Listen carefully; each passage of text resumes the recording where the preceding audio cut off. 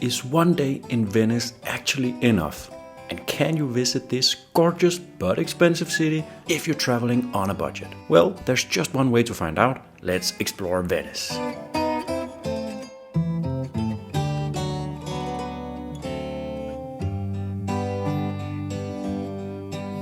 The biggest budget tip when visiting Venice is to not actually stay on the main islands. Accommodation here is really quite expensive. Instead, look just towards the mainland and stay in Venice Mestre. We paid $65 per night here, and you can easily double that if you want to stay on the islands. Now, getting to the main islands is really easy. You can take a cheap bus, a taxi, but we opted for the train and it took us 15 minutes from our hotel to be standing right here. And just like that, we're in the middle of Venice. This is basically the view you get when you exit the train station.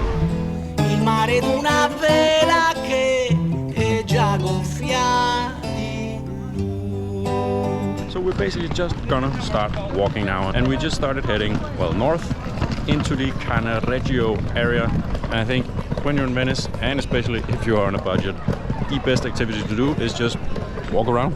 The area of Cannaregio is in the northern part of Venice, and this turned out to be our favorite area to explore. There were almost no other people here, so it was a great way to escape the crowds while still exploring Venice.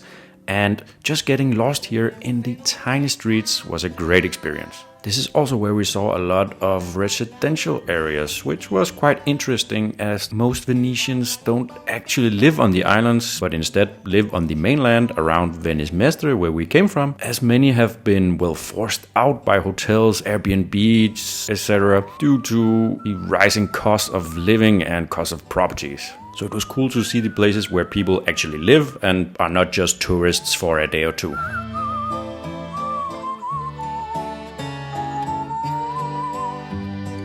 There are beautiful and unique bridges all over Venice, but this particular one, called Ponte Chiodo, caught our attention as it's one of the last remaining bridges that has no railings, and it's also located in a very quiet area, so it was easy to enjoy it in peace. But now we really need some food, and with food you can quickly spend a lot of money in Venice.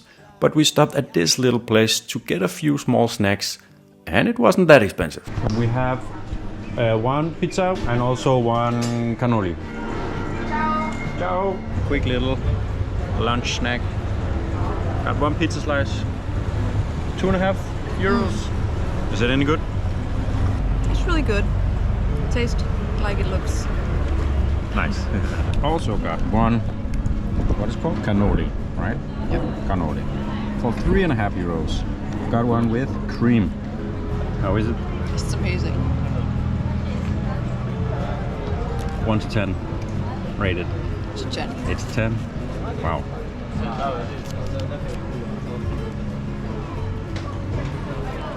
That's definitely a big recommend.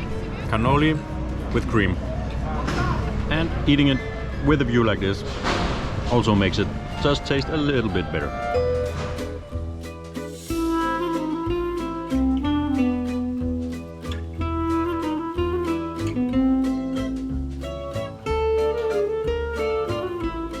And if you have ever wondered how trash collection works in Venice, here you go.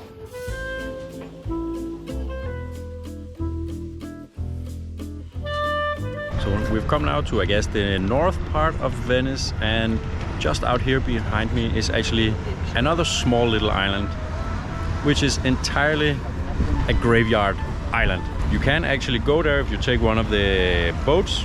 You can go and visit this graveyard island. We don't have the ticket for the boat, so we're not gonna do it, but could be interesting. Are you sad we're gonna miss out on the graveyard island? No, it's haunted. It's haunted. Sure. Is this not the prettiest hospital you have ever seen? Yeah, it is. The pharmacy as well. That's a one. Not a bad spot.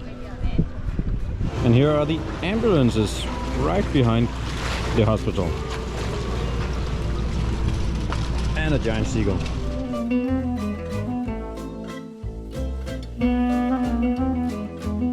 one area where we did decide to spend some money is on drinks. It's a hot day and we've been walking and walking, so a little break in the shade is just what we need. And if you don't mind an alcoholic beverage, an Aperol Spritz is what you should get. And at least if you avoid bars and restaurants around the main touristy areas, you can get these drinks for as little as 3 to 5 euros. Our next stop is a wonderful little bookstore. It's really beautiful and unique as they keep everything elevated, like in this old gondola, to be safe from flooding. Now, we weren't the only ones with the brilliant idea of coming here. It's a popular place, and it doesn't help that the paths are super narrow and people really like to stop in the middle and grab some selfies, slowing everything down. Since we started going to places with a lot of people, we might as well continue and head to the famous Rialto Bridge. It's obviously busy for a reason, so unique, old and beautiful, and with some of the best views of the canals. If you want to be here without these insane crowds, aim to be here before 9 a.m. Next up, we head to Piazza San Marco, or the St. Mark's Square, I believe. Again, this place is busy for good reason.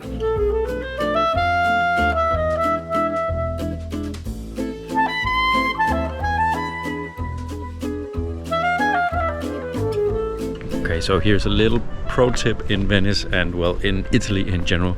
We just sat down for yet another drink, and this German couple behind us, they tried to order a regular coffee, and they got a little surprised when the waiter then showed up and gave him an espresso. Then, not even 2 minutes later, an American couple showed up and tried to do exactly the same, ordering a standard coffee, getting an espresso, and being very mad and confused. If you try to order a regular coffee in Italy, you'll get an espresso, because that's their regular coffee here. If you want, I guess, a black coffee, more regular coffee, order an Americano. They don't really have drip coffee, filter coffee, so the closest thing you'll get is with an Americano or a Lungo.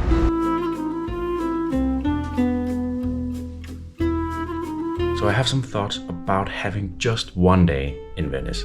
Is it actually enough? Well, as with most places that you travel to, having more time, more days, gonna allow you to have a better experience, to better immerse yourself in the city or country. And you will, of course, get to see more things. But on the other hand, I personally don't really like to travel with like a long bucket list of places that I need to check off, go to, take a selfie with, and then move on to the next place. Like, I need to see these 10 bridges and these 8 churches. If that is you, a single day in Venice won't be enough. But if you do have just a single day in Venice, you can see many of the great sights. Wander the streets all day, sit down and have great food and drinks. Venice isn't that huge, so one day can be fine. Again, depending on exactly what your goals are with the trip. For us, on this trip that we are on, traveling through Europe with train, one day in Venice was perfect.